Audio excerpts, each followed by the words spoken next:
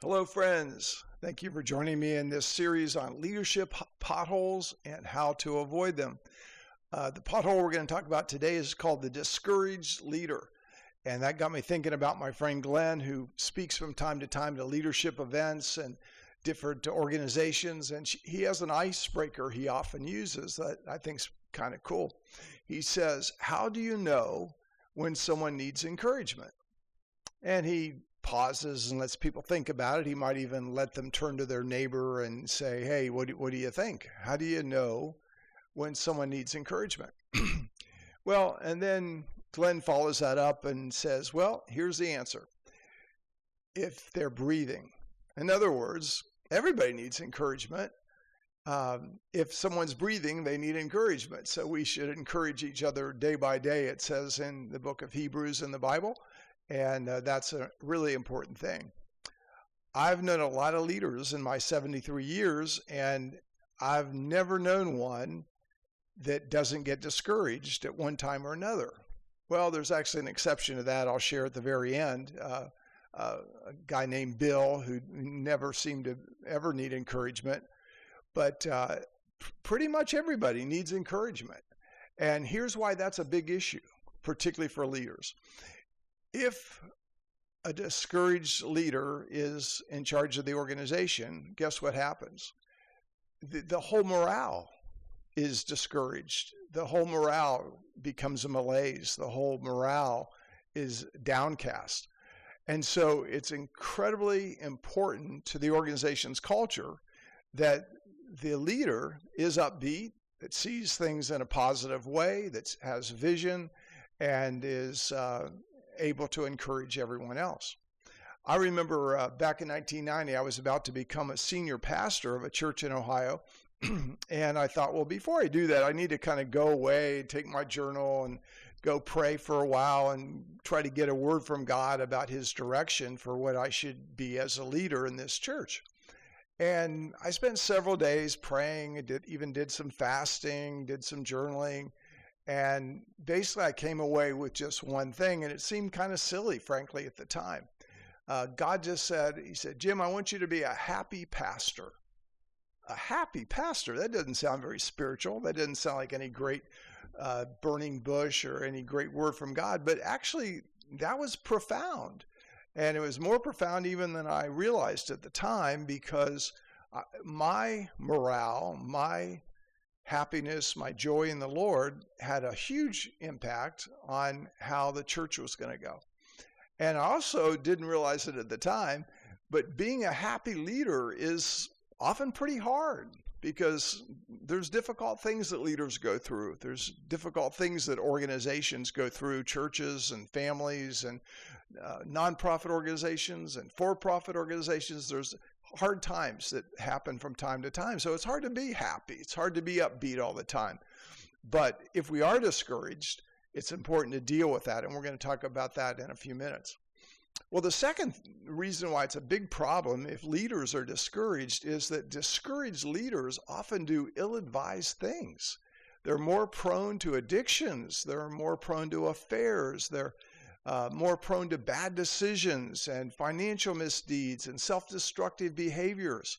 And so if you're discouraged today, I encourage you to listen to what I'm going to say in a few minutes, because that we got to shake it. We have to deal with it. There are times when we go through the dark valleys, but we can't stay there, because it will affect our lives, our families, our organizations, everyone around us. The recovery movement and AA has a little acronym that they sometimes use called HALT, H-A-L-T. And basically what that is when you're hungry, angry, lonely, or tired, you need to halt. You need to stop, because you're vulnerable. You're vulnerable to making bad decisions. You're vulnerable to getting addicted or going back to have a relapse, that sort of thing. And so basically, I want to say to you today, if you are discouraged, if you're dealing with hungry, angry, lonely, tired, or just discouragement, it's really, really important that you shake it, because it will affect you in negative ways. Frankly, I'm kind of I feel like I'm kind of an expert on discouragement. That's not really a very good thing to be an expert on, I guess. But I've been able to shake a lot of the discouragement. I remember way early on when I was like 18 years old, I was a new Christian and I was all excited about the Lord. Everything was great. I had a lot of joy. And then all of a sudden I kind of hit the wall and it was like, where did God go? I'm kind of discouraged. I went to a party and I felt like I was making no impact on anybody. They were making more of an impact on me than I was on them, and I was discouraged. And so I get in my car, I drive out in the countryside and turn off the car and just kind of stare out into the really, really dark night. And I said, Lord, do something. Shake me up. Show me a burning bush. Show me some kind of sign. Speak to me. Do something, because I'm discouraged. Well, I sat there for a while and it was kind of like, well, I knew, God, I knew you weren't going to do anything. I knew there wasn't going to be any burning bush. I knew that you weren't really going to come to my aid. And so I was getting ready to turn the car back on and go back home when all of a sudden I see this little flicker of light in the distance. And it caught my attention. I said, that's interesting. What is that? And I look again and it flickers. And I look again, it flickers some more. And what I realized was that was a firefly. Wow. That was kind of like my burning bush of the moment, because what I realized is that even though the firefly was small, even though it was tiny, it was seemingly not very strong, it could produce light, and just the littlest bit of light could destroy the darkness for a long, long ways away. The book of John in chapter 1 says, the light shines in the darkness, and the darkness can't put it out. No amount of darkness can get rid of even the littlest bit of light. And I realized at that moment that even though I didn't feel like I was any great burning torch for Jesus, I had a little bit of light, and even that little bit of light could make an impact, and that was really encouraging to me. There's another time I was at my university, at Denison University in Granville, Ohio, and I was discouraged then. I don't remember what I was discouraged about, but I was taking a walk one night, and I just, again, felt kind of far from God. And, what are you doing, Lord? I don't know where you went. And so it's a dark night. I'm out taking a walk. It's like 11 p.m. at night. And on this Granville, Ohio, kind of small town, hilly roads, and this guy happens to come out of nowhere from the other direction. And he says, is the shepherd out tonight? And that just kind of hit me. Is the shepherd out tonight? Well, yeah, the good shepherd's out tonight. Psalm 23, the shepherd is here. Even though it's a dark valley, he's with me.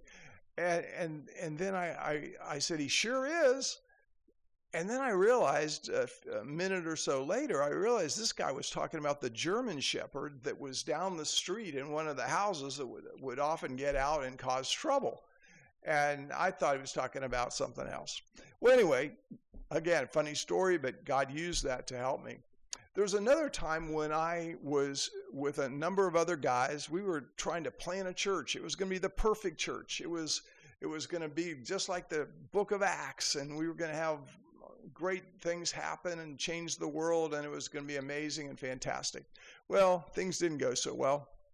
We got up to about 35 people.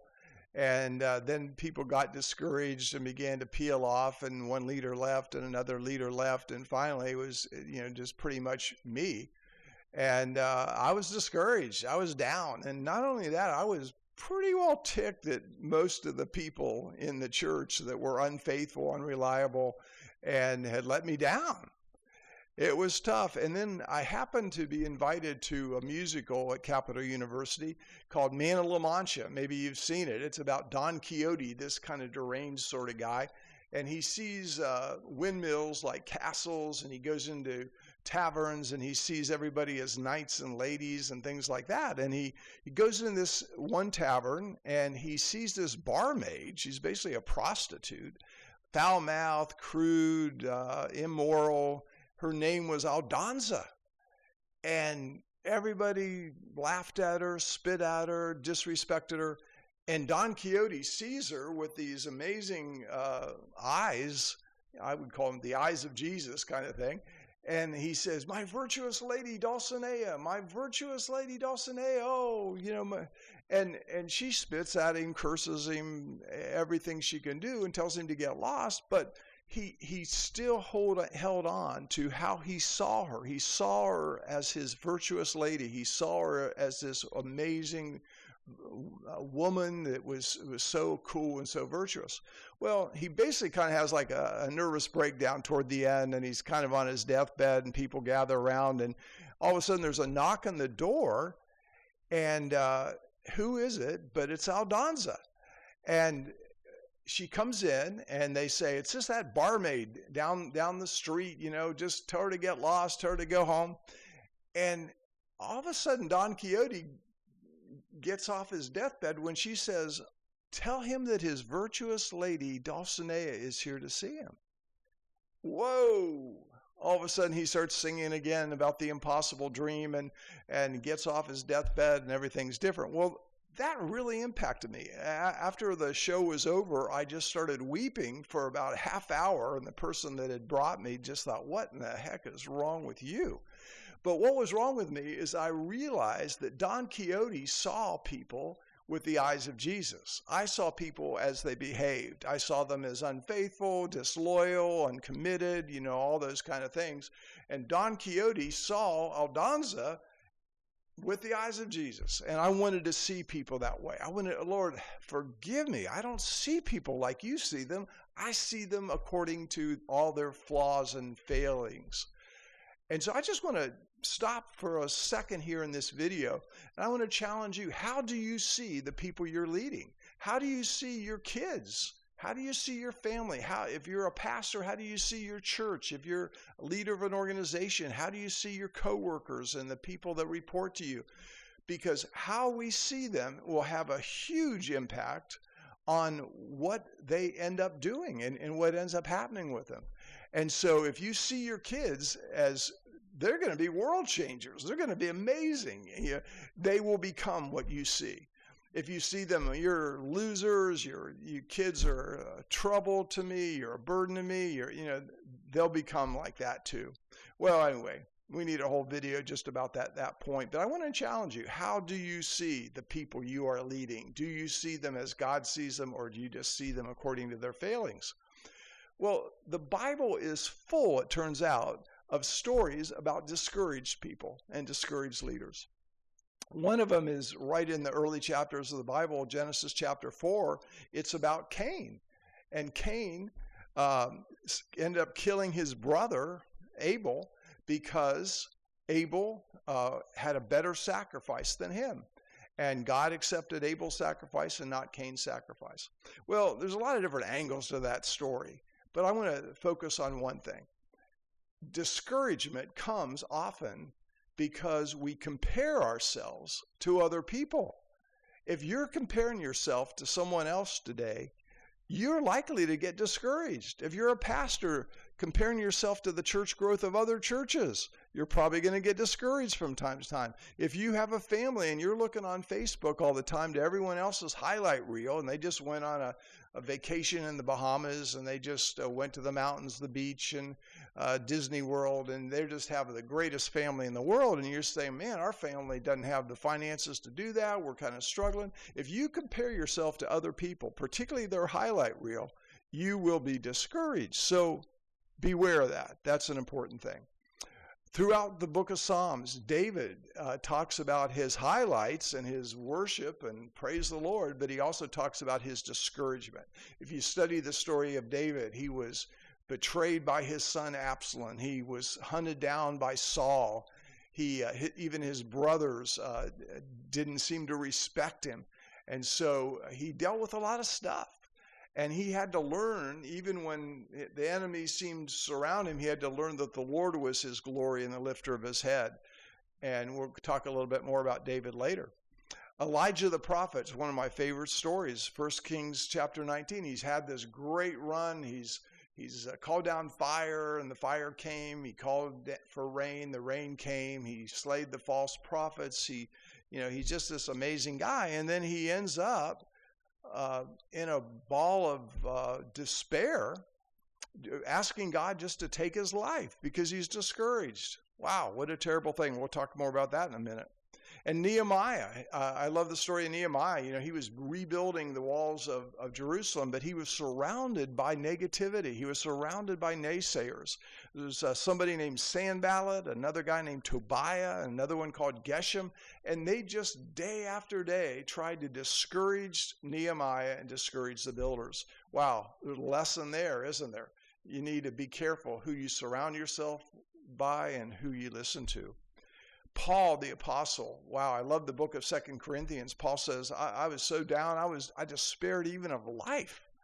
And then eventually it turned out good, and I realized that God raises the dead, and God's going to comfort me with my afflictions so that I can comfort others. But it was a rough deal. People in the Bible's very real about its leaders, and many of them, in fact, all of them really, faced times of discouragement and despair. History is also full of stories like that. Abraham Lincoln, going through the Civil War and things like that. Wow, he was full of discouragement many times, full of despair, full of depression. Mother Teresa, is a great role model in many ways, and she seemed like she was always smiling. She's helping the poor and all those kind of things. But in 2007, her private papers were published, and she revealed that she had a lot of times of sadness and despair. She called it the dark night of the soul, So even though she's changing the world, she also had some real times of discouragement. Wow. History also gives examples, though, of people who overcame their discouragement, overcame their depression. One of my favorites is Viktor Frankl. He was somebody that was in the Holocaust and in concentration camps before he was released and the war ended. And he wrote a book called Man's Search for Meaning. And here's one of the lines from that. When we are no longer able to change the situation, we are challenged to change ourselves. How about that? You can't change the situation, so we have to change ourselves. Wow. Then he said, everything can be taken from a person, but one thing, the last of the human freedoms, to choose one's attitude in any given set of circumstances. So there's discouraging circumstances. There's nothing could be more discouraging than being in a concentration camp, right? But we can choose our circumstances. We can choose to put our eyes on Jesus. We can choose the joy of the Lord. Well, before we close, I just want to go over 5 steps, 5 keys for overcoming discouragement, because it's something you either are dealing with now or you will at some point deal with. First thing is, I already said, stop comparing yourself. If you're comparing yourself with others, don't be like Cain. Don't compare yourself to everyone else's social media highlight reels. If you're a pastor, don't compare yourself to the numbers of some other church. Be faithful to the people you have. The grass might look greener on the other side, but just water your own grass. Paul said in 2 Corinthians 10, he said, those who compare themselves with other people are without understanding, and that is for sure. So that's number 1, stop comparing yourself. Number 2, assess your physical condition. Often our discouragement is partly the result of our physical condition. Elijah was exhausted by the time he got to 1 Kings 19. He had been successful. Everything had been great. He'd been faithful to God. But when Jezebel said, hey, I'm going to kill you, man, he was in a vulnerable place. He was tired. He was exhausted. He was worn out, not just physically, but emotionally. Sometimes we're emotionally exhausted. He hadn't gotten much sleep. He hadn't gotten much rest. He hadn't eaten. He'd lost sight of his real vision for what his purpose in life was. And in our case, it might not be that we just need rest and sabbatical, a nap. Some of those things are really great. But we need a fresh sense of vision in our calling, our purpose.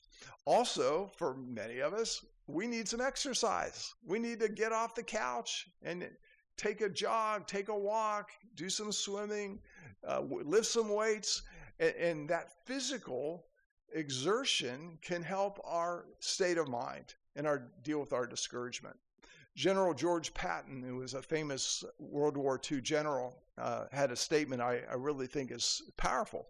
He said, fatigue makes cowards of us all. Fatigue makes cowards of us all. In other words, when we're exhausted, it's easy to be afraid. It's easy to be discouraged. And the courage leaves because we're just so blasted exhausted. So if you're exhausted physically, deal with that. And you might find your discouragement lifted a lot quicker than you would have thought possible. Well, number 3 is assess your alignment with God. If you're not in God's will, if you're not doing what he said, if you're in known disobedience, Cain was not aligned with God, and so he was depressed. David had committed adultery and then murder. He committed adultery with Bathsheba and then basically murders her husband, and he was going to be discouraged, down. He was in a bad place. And Nathan the prophet comes and confronts him, and in Psalm 51, read that sometime, David says, create in me a clean heart, Lord. Renew a right spirit. Restore to me the joy of your salvation. In other words, he needed to be realigned with God. And his joy wasn't going to return. His discouragement wasn't going to lift until he again aligned himself with the Lord. Well, number 4, change where you're looking. Change where your eyes are. That is such a powerful principle. Corrie ten Boom was another Holocaust survivor. And she said it this way. She said, if you look around, you're going to be distressed. If you look at the politics today, you spend a lot of time watching the news, you're probably going to be distressed. Look within and be depressed. You know, you just look within and you say, well, I'm just kind of a mess inside some days. But look at Jesus and be at rest. Let me go over that again real quick. Look around and be distressed. Look within and be depressed. Look to Jesus and be at rest. So Isaiah chapter 26 verse 3 says, the Lord will keep him in perfect peace, the one whose mind is stayed on you because he trusts in you. Where are your eyes today? This famous story about Peter walking on the water. You remember the story, Matthew chapter 14. Peter got out of the boat. The other disciples were still in the boat. They never went anyplace. He got out of the boat and he walked on the water to Jesus. Everything was going fine. And then he looked around. He looked to the wind, the waves. He said, what in the world am I doing out here? This is crazy. And when his eyes were no longer on Jesus, but on the circumstances, he sunk. And he says, Lord, save me. And the Lord picked him up. So what a powerful story. Because if you're discouraged today, there's a good chance that your eyes are on something else, on the circumstances, on the people that have let you down, things like that. So where are your eyes? Hebrews chapter 12, verse 2 says, fix your eyes on Jesus. He's the author and perfecter of your faith. Proverbs 4:25 says, let your eyes look straight ahead. That's what Peter did at the start, and then he looked around. He wasn't looking straight ahead anymore.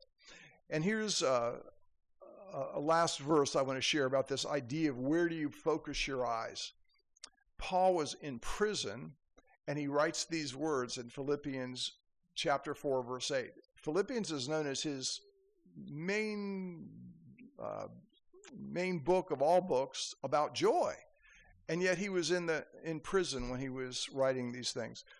He said, finally, brothers and sisters, whatever is true, whatever is noble, whatever is right, whatever is pure, whatever is lovely, whatever is admirable, if anything is excellent or praiseworthy, think about such things. Wow, what a powerful line that is. There's so many things we could focus on. There's so many glass half empty kind of things and somebody done me wrong kind of things. There's all kind of things like that. But Paul says whatever is good, pure, lovely, good report, praiseworthy, think on those things. Wow, the depression, the fear, all that stuff of discouragement will leave. Well, lastly, number 5, surround yourself with uplifting people. You know, Nehemiah was surrounded by a lot of naysayers, and if he would have listened to them, he would have failed for sure. But he listened to the Lord. He's surrounded himself with people who had like heart to build the wall, to rebuild Jerusalem. Who are you surrounding yourself with? If you're discouraged, you don't want to be surrounding yourself with more discouraged people to reinforce your discouragement. How about that? Another great story is in Exodus chapter 17, where Moses was holding out the rod of God and Joshua was fighting the battle down in the valley. And when Moses held the rod up, Joshua won the battle. Everything was going great. But it says Moses' arms were getting weary. It's kind of hard to hold that rod up all the time. And Aaron and Hur, two friends of his, so to speak, Aaron was his brother, they held his arms up. They held his arms up and helped him when he was weary. If you are weary today, you might need someone like Aaron and Hur to lift your arms up. You want to have that kind of person in your life that is there not to criticize, complain, tear you down, but someone there to lift your arms when you're weary. Jonathan was a friend of David, and it says that Jonathan encouraged David in God. In NIV it says, he helped him find strength in God, 1 Samuel 23:16. Do you have friends like that? People, when you're down, when you're discouraged, they point you to the Lord. They point you to his faithfulness. They point you to his word. They point you to your calling and what you're supposed to be doing. And there's other times. There's 1 Samuel chapter 30. It says that David encouraged himself in the Lord his God. He had to learn, when David wasn't around, he had to learn to encourage himself. And so do you. Well, I mentioned before that there's one person in all my 73 years that didn't seem like he needed any encouragement. His name was Pastor Bill. He's one of my first pastors. He was full of faith, full of encouragement. And anytime you'd ask him how he's doing, he said the same thing. He said, "I'm fantastic." It took about 30 seconds just to get that word out. Fantastic. And he was the guy who was always up. I think he even said one time, he said, "I'm either up or I'm getting up. I'm fantastic." Well, one Sunday night after the Sunday night service, I saw him in the hallway. I said, "Pastor Bill, good to see you. How you doing?" And he said the same thing as he always said. He said, "I'm fantastic." Well, the next day, I read in the Columbus Dispatch newspaper that Pastor Bill was getting a divorce. And also it came out a few weeks later, he was having an affair with another lady in the church that was married. And yet he had told me he was fantastic. Well, what's the point of that? Pastor Bill was the guy, never needed encouragement, never needed anybody to help him. He had it all together. Everything was great. Well, the fact of the matter is we all need a Jonathan in our life. We all need someone like Aaron and Hur to lift our arms. We all need someone to hold us accountable. And I want to encourage you with those things. So stop comparing yourself to others. Assess your physical and emotional condition. Assess your alignment with God. Change where you're looking, where your eyes are focused, and surround yourself with uplifting people. I hope this has been an encouragement to you. I hope you can shake off any discouragement and pursue your calling with great zeal and passion. God bless you today.